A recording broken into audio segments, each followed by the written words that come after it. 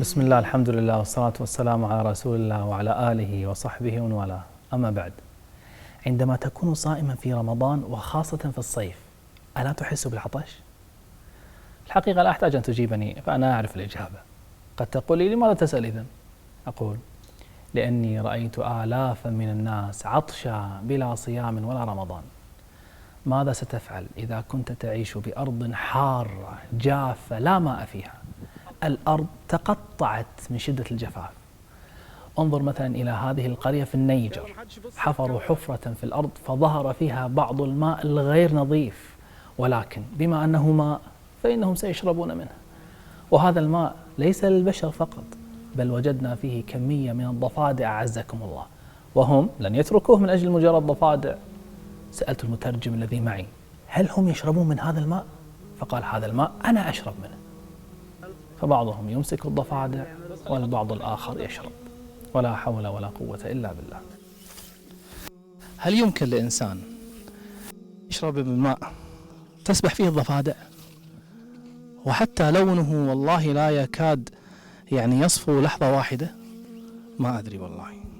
ليس هذا فقط، فإنهم يأخذونه لأهليهم أيضا. ما الذي يجعلهم يشربون مثل هذه المياه؟ العطش طبعا.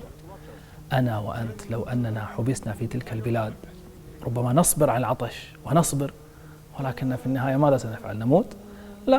لا بد أن نشرب في النهاية. تخيل ما هو شعور الواحد منهم عندما يرى مطرا ماء ينزل من السماء.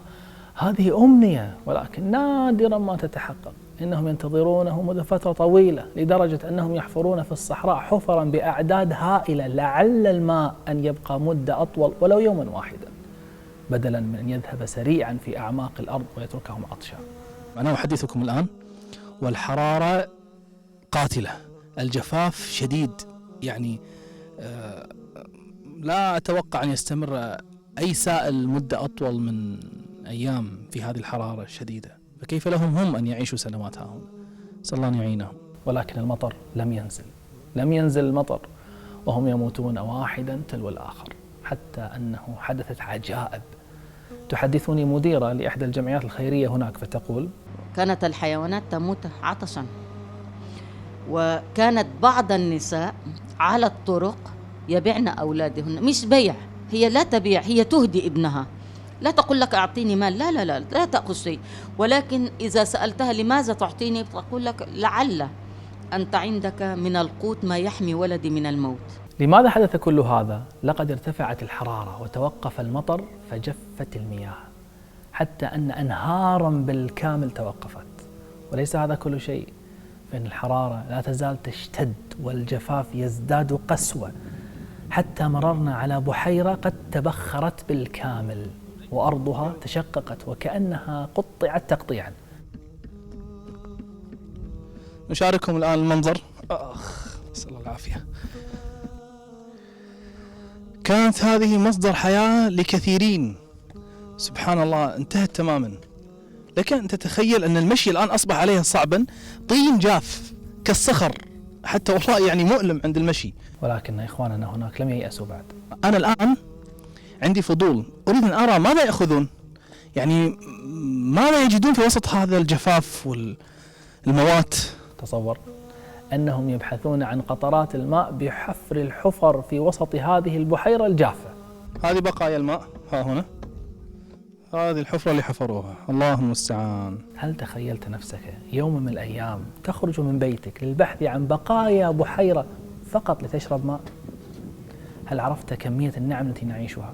هل تظنون أن هذا هو أعجب ما رأيت؟ لا والله.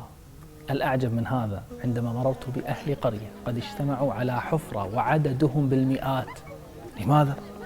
ماذا يوجد في هذه الحفرة؟ نزلت لكي أرى ماذا يوجد في الأسفل.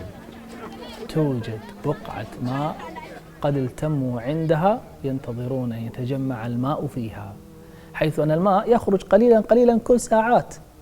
فصفوا دورا طويلا، كل واحد قد وضع دلوه بحسب أسبقيته في الوصول إلى تلك الحفرة، فالذي حضر أولا يغرف أولا، وهم جميعا بالانتظار. وأما لاجئو إفريقيا الوسطى فأطفالهم يستخدمون ما توفر لهم من ماء ليخلطوه ببعض الحشرات أعزكم الله التي يأكلونها ليتقووا على الجوع والعطش. والله عندما تذهب إلى وسط صحاري أفريقيا فإنك تحس أنك ذهبت إلى كوكب آخر وليس إلى مجرد بلد آخر. هل تفكرت ماذا سوف يحدث لهم إذا استمروا على هذه الحال وهذه الحاجة؟ هل يمكن لأي إنسان أن يستحمل كل هذا؟ وحتى إذا استحمله فإلى متى سيستمر؟ أخي الكريم، أختي الكريمة، لقد قام واحد بالتكفل بهؤلاء العطشاء، وفر لهم المياه، وببساطة أيضا من تتوقعون فعل ذلك؟ إنه الله جل جلاله.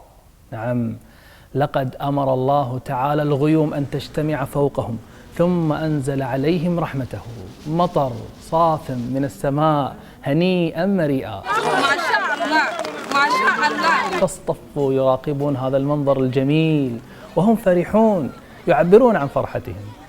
قال الله تعالى: وهو الذي ينزل الغيث من بعد ما قنطوا وينشر رحمته وهو الولي الحميد. الحمد لله.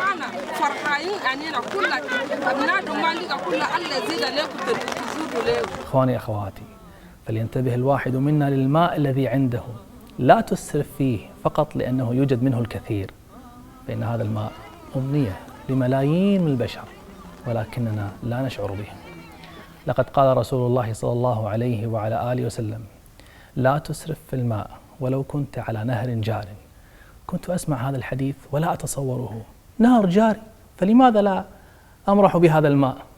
فلما ذهبت إلى أفريقيا عرفت معنى حديث النبي صلى الله عليه وعلى آله وسلم: اللهم إنا نسألك أن ترزقنا شربة من حوض نبيك صلى الله عليه وعلى آله وسلم لا نظمأ بعدها أبدا. اللهم إنا نعوذ بك من عطش يوم القيامة. اللهم أظلنا تحت ظل عرشك يوم لا ظل إلا ظلك. اللهم اجمعنا بأحبابنا وآبائنا وأمهاتنا وأزواجنا وأبنائنا وإخواننا وأهلينا في جنات ونهر في مقعد صدق عند مليك مقتدر. اللهم آمين، والحمد لله رب العالمين.